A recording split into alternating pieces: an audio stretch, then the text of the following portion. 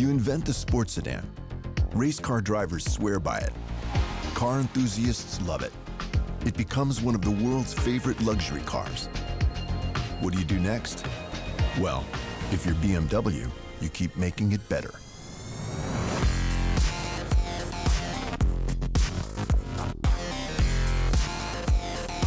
The new BMW 3 Series.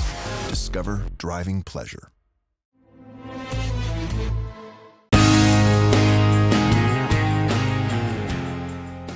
Hi, I'm with Sumatra Mukherjee at Art District 13.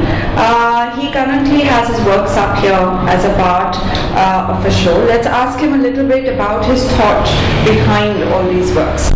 Could you tell primarily, it's a show of, where I'm putting up my paintings, and the works are based on figurative practice, which is my practice, and I meld with the idea of this generation where I belong to, which is a kind of fusion after the post-colonial development that we have seen. And it's a fusion of many things together that forms up a human body today. And that's what I deal with. It's a young psyche that has been represented through my paintings. Which one is your favorite artwork in the entire show? I would not quote as a favorite artwork. It's a part of a multiple practice. I can talk about that, but it's nothing like favorite. It's a process of painting that's favorite, and which I believe in. In these days where it's a cutting edge art practice, which is again, I still believe in old school, and that is what I love. I'm a practitioner. I'm basically an old school practitioner. I do paint, I do draw, I do prints, I do sculpt, and these are the basic practices that I deal with.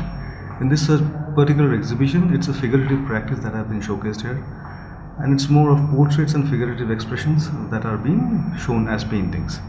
All of your works that have been displayed at the gallery, could you explain to me a little bit about this one? It's one of my favorite mediums.